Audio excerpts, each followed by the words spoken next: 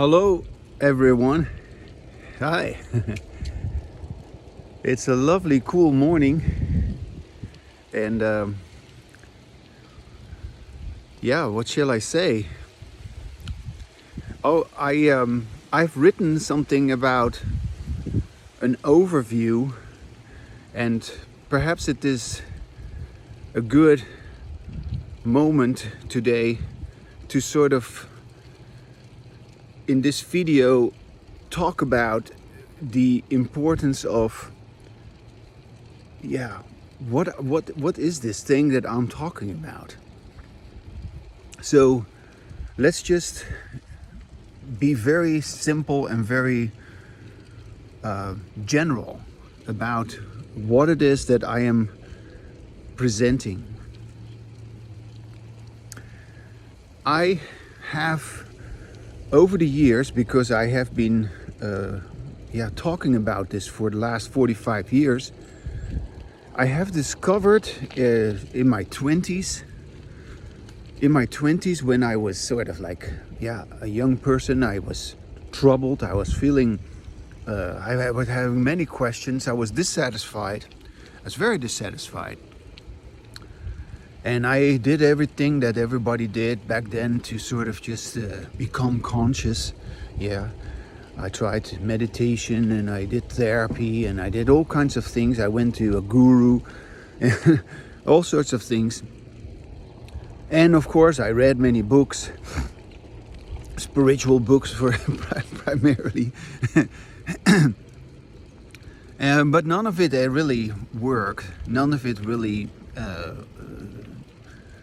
made me feel like I had found something of importance. Let me put it this way. And it wasn't until somewhere in my 20s, in my early 20s, that I somehow, because of a confluence of circumstances, because I had been involved in singing, I had been studying classical music for quite some years, and so I had been practicing songs, listening to my own sound for quite some time, trying to really produce a nice singing voice. And so I was already used, because of that, to listening to myself, and perhaps it is that aspect about my history which set the stage for my discovery. So what happened was I discovered that I could hear my own voice while I was speaking. And although this may sound like a very simple or a very, rather unimportant discovery, I discovered that it was actually a major discovery. Because what I found out was that I could speak with the sound which made me feel good. And I felt, when I did that all of a sudden, the problems that I believed to be having, and all the tension and all the anxiety that I was feeling about my life, it all of a sudden just disappeared. Just because I listened to myself while I was speaking with myself. And so you could say, in that instance, when one listens to oneself, the speaker is all of a sudden experienced as his own or her own listener. And I became my own listener while speaking. And it was so revealing. It was so completely different from what I had been doing before. And I realized that I wanted to keep having this wonderful new way of talking. I instantly recognized that I wanted to talk like this. I wanted us to talk like this. I wanted everyone to be able to hear their own sound, so that we can have what I now call embodied language. And so, I don't need these glasses. Sorry, I don't know why I was wearing them. So So this was the, yeah, you could say the seminal discovery or the seminal moment. And even though I sort of decided, or I don't know, said to myself, oh, I want to talk like this, I had no idea what it would take or what it would involve to be able to accomplish that. And here I am. I am now 66 years old. Good morning, sir. And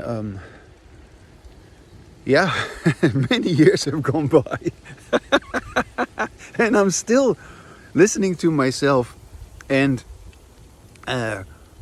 totally happy that I made that decision, and totally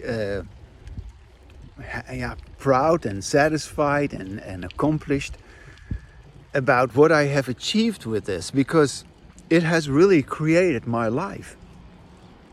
And so, of course, initially it was all about me. Yeah, initially it was all about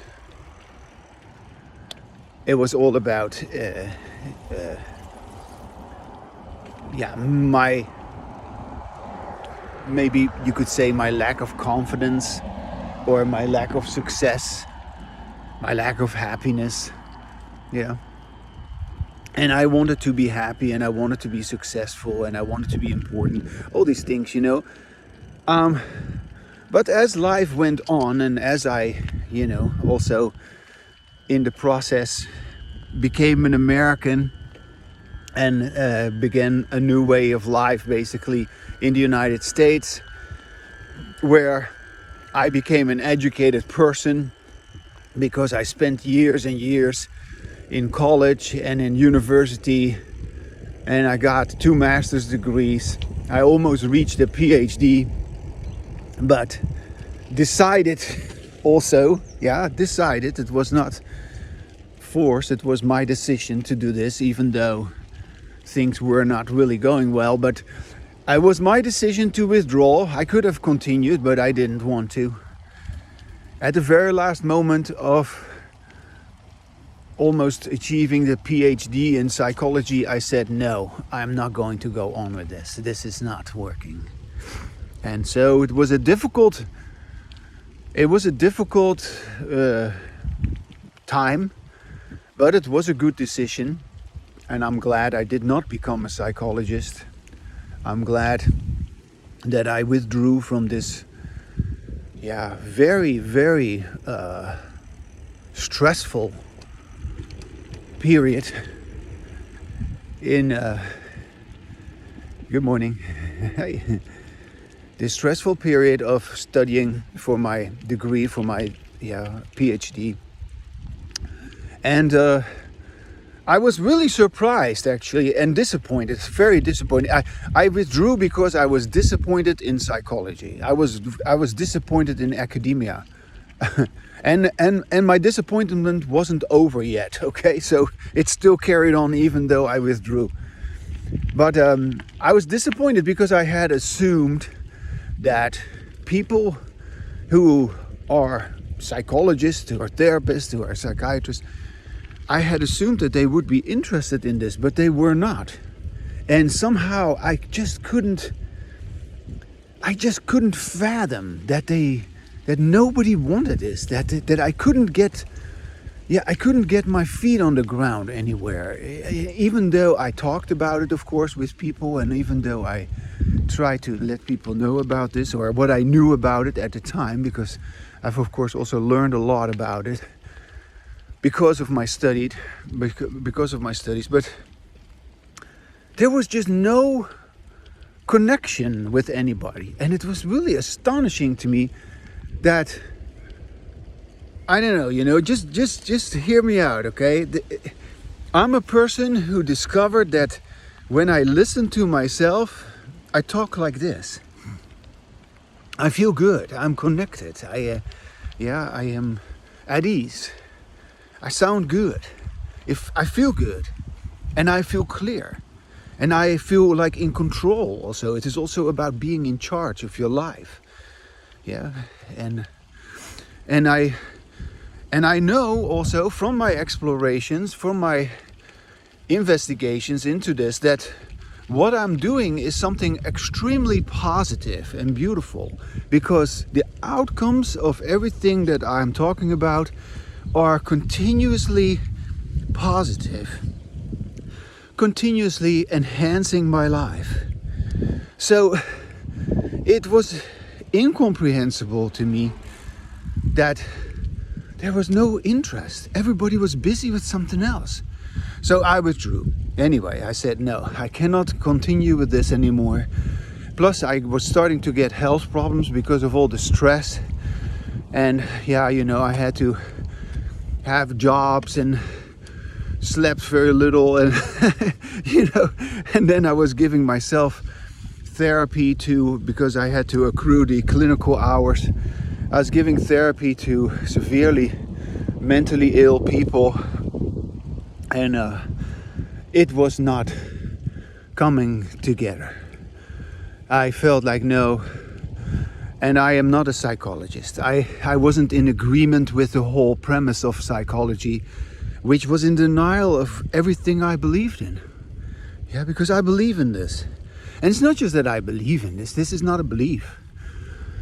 This is just something that I have come to experience, morning, and which I kept experiencing because I'm capable of it. So it is a skill, yeah? This is not just some trick, some technique. No, I have acquired this way of talking, this embodied language.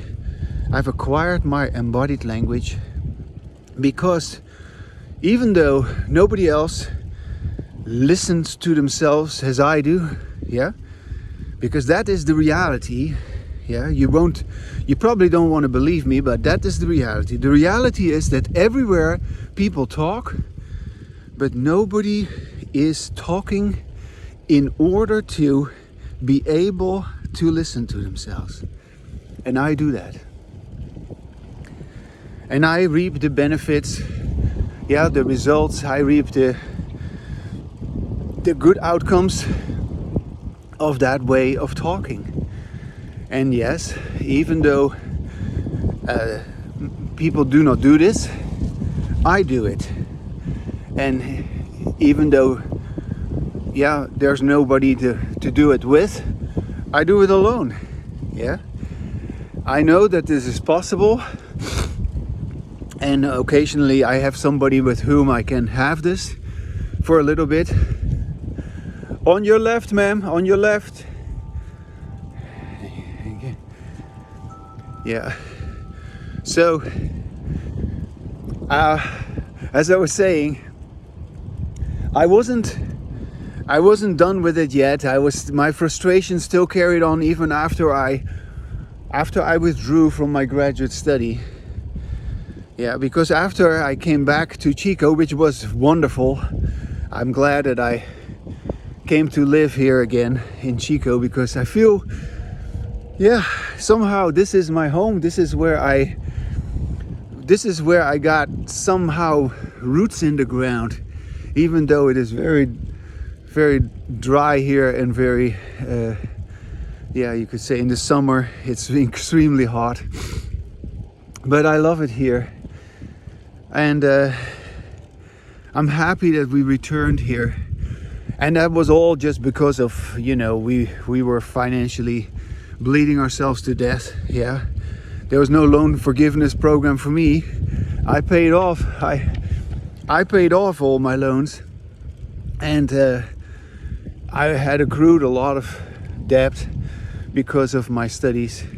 In any case, I went back to Chico, and luckily my degree, because I still acquired these two master's degrees in psychology, allowed me to teach. So I spent many years teaching as a psychology instructor, and that also was a great, yeah, you could say, it was a great experience. Let me put it this way. It was just wonderful that I was able to teach for all these years. Although having left the field of education, I must say that I'm really, really happy to be out of academia, to be out of education, because as I was saying, it is just so disappointing that yes, I have talked about it, I've given many seminars, I have let people know about it, I taught all my students about it, everybody loves it. Yeah, occasionally I still run into students who compliment me for how wonderful it was to be in my class, and I appreciate that, of course, but the bottom line is nobody went on with it, or nobody, I don't know, connected with me to continue to have embodied language with me. And maybe occasionally one or two persons briefly spoke with me about it, but that's it. This, what I'm talking about, is a transformational phenomenon. Yeah, this is a whole new way of life, a whole new way of communicating. And so I have to admit that also in education, all these teachers at Butte College and all these wonderful professors at Chico State University and Palo Alto University, none of these people have the integrity, none of them have the kindness, the openness, the sincerity, yeah. None of them have also the courage, yeah, the decency also, because it is also about that too, yeah. They don't have the decency to actually admit and to fully put themselves behind this, because that is what you would have to do to do anything with this. You cannot just be wishy-washy about this. This is not just some sort of a cheap morning, man. This is not just some cheap I don't know, technique, some new theory that we will consider for a while and then we're on to the next thing. No. Either human beings are going to have embodied language, or they are going to have, as they have always had, disembodied language. I'm having embodied language, in spite of the fact that the whole world engages in disembodied language. And so, yeah, and I have been around, I have studied a lot, I have ferociously read all kinds of research papers and all kinds of books, and I have found to my own amazement that although many people have tried to address this, yeah, I mean, I just name one person here, for example. Let's say B.F. Skinner. B.F. Skinner, the founder of, yeah, radical behaviorism, yeah, the science of human behavior. He was a very soft-spoken man, very kind man, very private man also. Brilliant man, yeah, who discovered immensely important things about human behavior, which we have yet to wake up to, because the majority of people have no idea what about the importance of behaviorism. And behaviorism, of course, is still also followed or concluded. Yeah, behaviorism concluded in what is called behaviorology. Behaviorology is even less known than behaviorism. Yeah, behaviorology is you could say the drawing of the scientific lines about human behavior. That everything is individually behaved, yeah? Our reality, what we call our reality, is just an individually behaved phenomenon. And so, other than that, there is no reality. And so, you can be philosophical about all you want, but that's the science of human behavior, yeah? Which should be right next to biology, yeah, and physics, and yeah.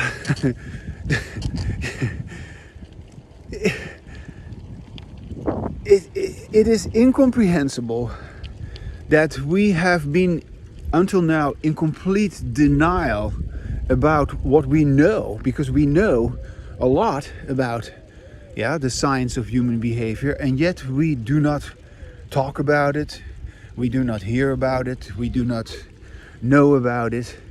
And this is my point, of course. We do not talk about it because we have disembodied language. And everything that has been taught about that, because people have been trying to teach others about these new ways of dealing with behavior. We have, even in behaviorism, even in psychology, even in therapy, continued without realizing it with disembodied language. And we don't even know that. We've never even recognized that the way of talking in which a speaker does not listen to him or herself is our common way of talking. And a common way of talking in which we do not listen to ourselves, obviously, is always about making other people listen to us, or us trying to listen to other people. But it is never about us listening to ourselves. And so all of our science, all of our psychology, all of our education, all of our technology, all of our great discoveries, because we have obviously scientifically developed, we have made great progress, and yet when it comes to human relationships, when it comes to human interaction, we don't know shit. And that's why the world is in a big mess. And so if we were to actually talk accurately, 2 and 2 is 4. The earth is round, not flat. Water, it boils at 100 degrees, it freezes at 0 temperature Celsius. There's lawfulness to reality, There's gravitation, there's all sorts of things, There's velocity, there's, different chemical reactions. These are totally predictable, and in the same way, human behavior is totally predictable, believe it or not. You cannot say it, or you cannot understand it, but behavior is predictable. My behavior is predictable. I predictably am this happy person, and I have been for the last 45 years, because my ongoing embodied language is my language enlightenment. Yes, you better have a good look at the sun here. That's just a little way of showing how bright it is.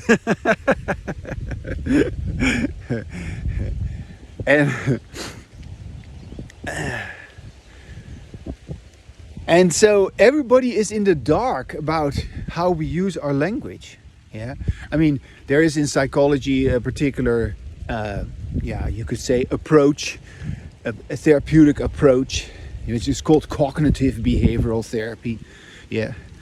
And then in cognitive behavioral therapy, it is stated, and I'm just, using my own way to sort of tell you about it, because I say things in my own way.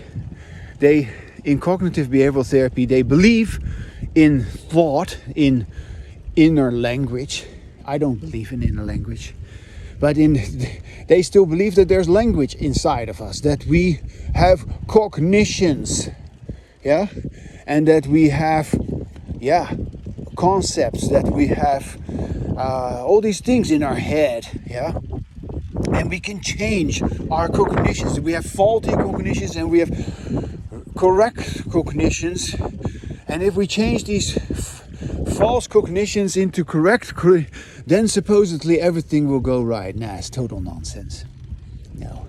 There are no such things as cognitions. There are no such things as thoughts. There is no inner language.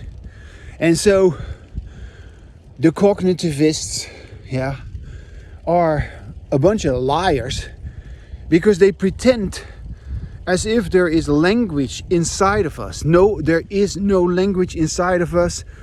What we consider to be language inside of us, thought, cognitions, ideas, is merely a result of our old way of talking, which I call disembodied language. Yeah. You don't have to believe me, but that's what it is. Yeah, anybody can figure out that what I say is true because there's no neuroscientist, there's no neuroscientist who has ever operated on a human brain who will tell you that there is language inside the brain. So why aren't we clear on that yet? Why am I the only one who is emphasizing this? It's because I have embodied language. It's because I can. Other people with their disembodied language, they are trapped by their own conditioning history. And consequently, they just keep on repeating what they've always been repeating. I don't. I am, with my embodied language, I am continuously new. And yes, my language is such that I am able to be that way. If my language wouldn't allow me to do that, it seems as if I'm not new. Of course, you are new too, even though your language doesn't make you feel that way. So you're new in spite of your ability to describe that newness with your language. But everyone can describe their newness if they would listen to themselves while they speak. It's beautiful. It's just so robust. Because that newness is not just, we've all been, carried away by some sort of a new idea of some sort. This is not about that. This is about a constant renewal. A renewal that never stops. Or at least that will continue as long as you live. And I'm living like that. And my language, my embodied language, allows me to live like that.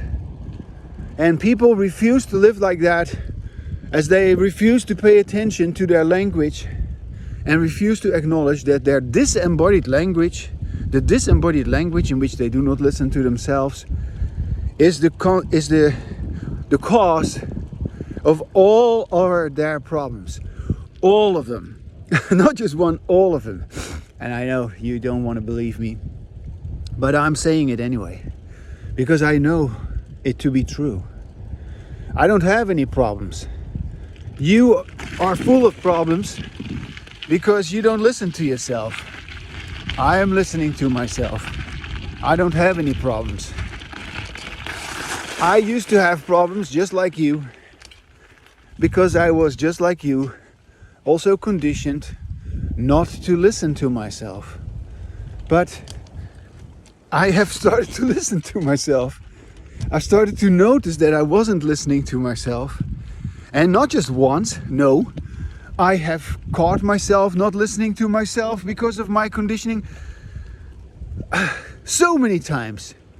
I've caught myself again and again and again. Because that conditioning is not all of a sudden finished just because you catch yourself once. No. You have to catch yourself again and again and again. And each time you do that, something is changing. And accumulatively, something begins to become clear to you. That listening to yourself is actually something completely natural, effortless. Yeah, you don't. If you try to listen to yourself, you're not listening to yourself. So listening to yourself is something that happens actually totally by itself. And and the opposite, not listening to yourself, is something unnatural. Not listening to yourself is effortful.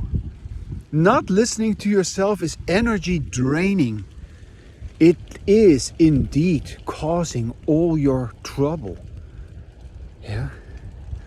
You are completely phony. You're defensive. Good morning. You're pretentious. Yeah. You are trying to be something which you are not. And when you listen to yourself, you are what you have always been. You don't become who you are. You are what you have always been. And it is such a beautiful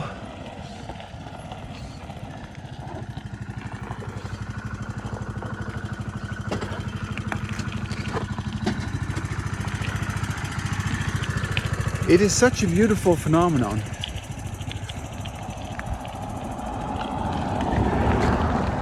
Anyone can do it, and it is never too late to do it. And unless you do it, you are not going to be able to have embodied language. So, in today's overview, I want to also let you know how I have hesitated in the past to insist on the importance of listening to yourself, speaking with yourself in such a way that you can listen to yourself, that you want to listen to yourself, and that you like to hear what you're saying. I have in the past, for all sorts of reasons, because I don't know, for some reason it doesn't sound intellectual enough, right? It doesn't sound important enough, or what is it? It doesn't sound interesting enough. Oh, you're not listening to yourself. Yeah. But that's the issue. We don't speak with ourselves, and that's why we cannot listen to ourselves. We can only listen to ourselves if we speak with ourselves. If we make a deliberate attempt to hear ourselves. Yeah? And so it is something so simple, and yet nobody does it. And because we have missed out on this, there is this, what you could say, Babylonian speech problem, where we all appear to be speaking different languages. And of course there's truth to that. We do have different languages and all that. But that's not what I'm talking about right now. I'm just talking about that even if we speak the same language, we're still not speaking the same language. Why is that? It is because in each language, whether you speak German or Chinese, it doesn't matter. In each language, there is the possibility of listening to yourself while you speak, and then you will engage in that language, in embodied language, or not listening to yourself, and then you will engage in that language in disembodied language. Yeah.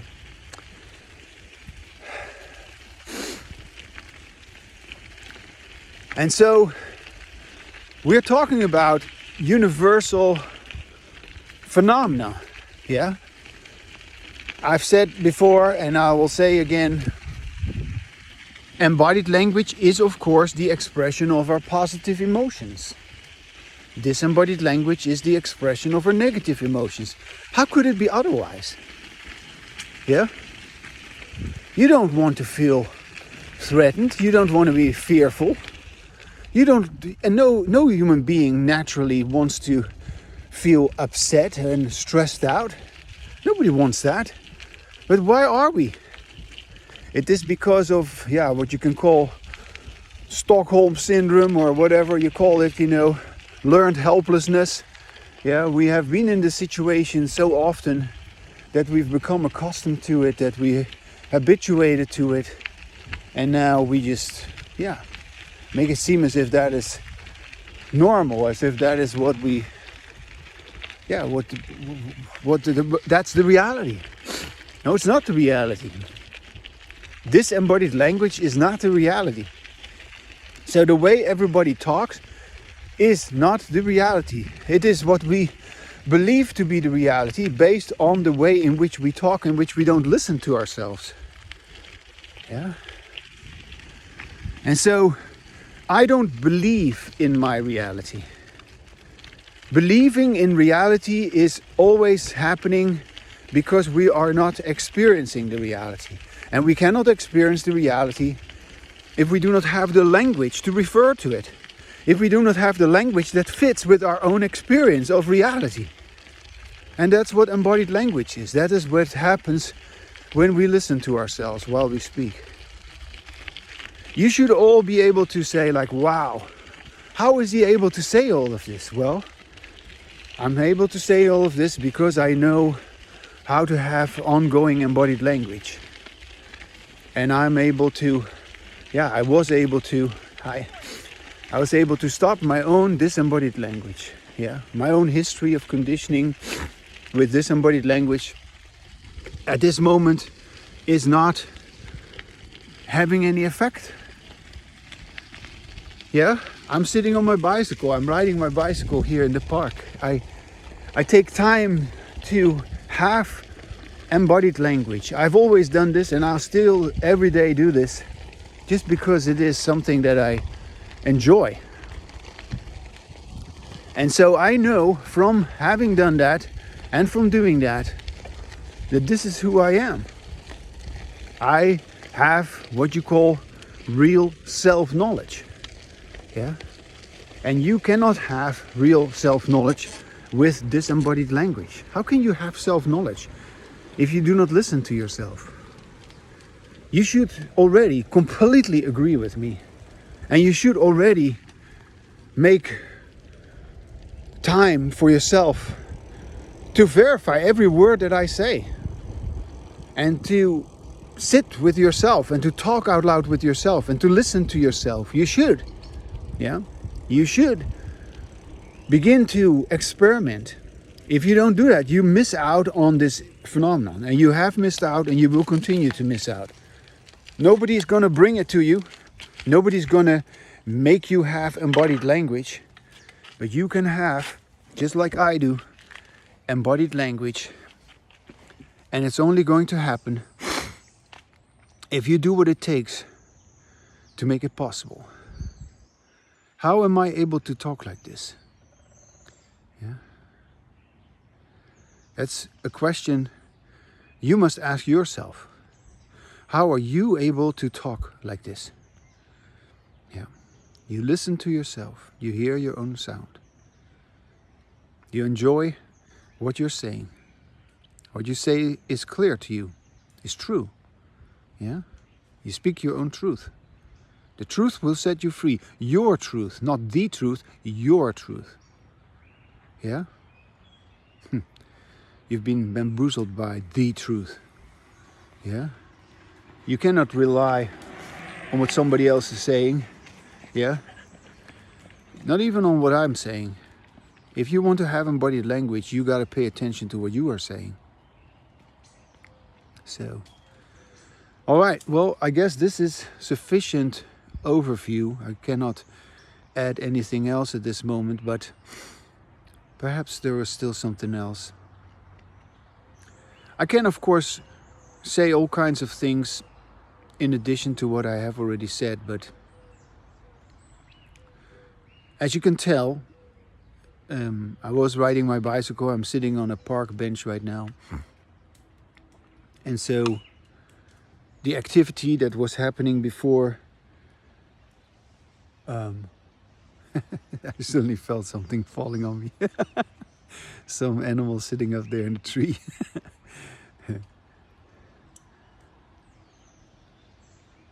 this moment is of course different in the sense that the movement has stopped, and now I also am aware of the consequence of what I have just said, everything that I've just explained, what I have described. Because, you know, when I make a video like this, I do not necessarily consider myself as talking to an audience. I'm just my own audience. I just like to talk like this. And I enjoy talking like this with myself as much as I would talk like this with you. But unfortunately, you are not there, so I'm just talking like this with myself. Yeah. But you can tell that the result of my exploration or my overview, you can tell how that sort of settles things and how that brings us into a peacefulness, something which is beyond language, obviously. So that's a beautiful aspect about embodied language, that you let go of your language. Yeah, you cannot have embodied language as long as you hang on to your words. So these words, that's not what this is about. What I'm saying is not what this is about. You can get what I'm saying if you hear what I'm saying, if you listen to what I'm saying. There's somebody up there.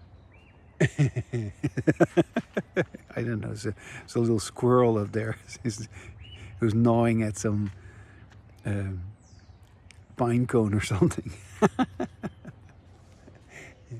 Sometimes you see these huge pine cones and you just wonder, like, wow, when these pine cones fall out of the tree, if you happen to walk underneath them, you will have a little headache.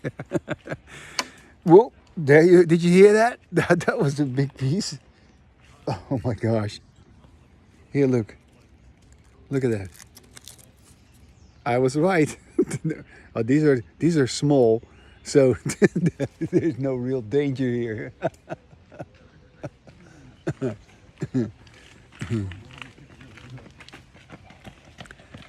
The other day I was riding my bicycle here and big branches of trees had collapsed, had broken off, because the weather has been so hot that sometimes these branches, they just all of a sudden break off.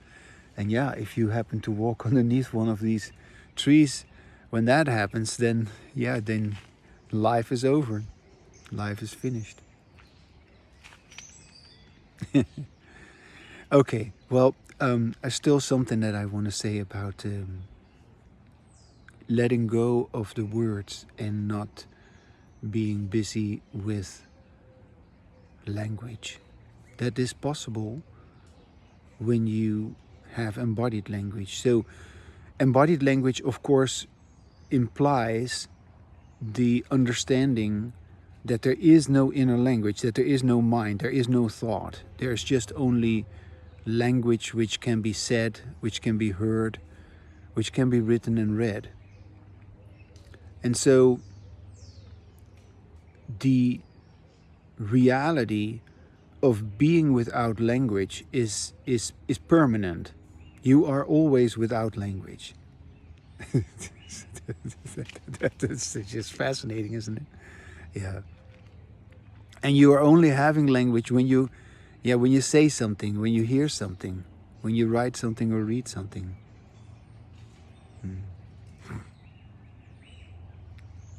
And so this is a completely different perspective on the kind of things that people have talked about when they mentioned consciousness or meditation or mindfulness. All that kind of nonsense has nothing to do with this. Yeah. So I just want you to understand that we have got it completely wrong when it comes to who we are, because of our disembodied language, in which we have never taken the time to sit with ourselves and to speak the words which we could let go. Yeah, because there's many words which you speak which you cannot let go because you're just not done with it. You haven't really said what you wanted to say. You haven't really allowed yourself to say what you could say, what you had wanted to say, what you like to hear. So unless you do that, you will not experience that kind of silence that you then have, which is just your natural state. You are naturally without language. Yeah. You were born that way and you will die that way. Yeah.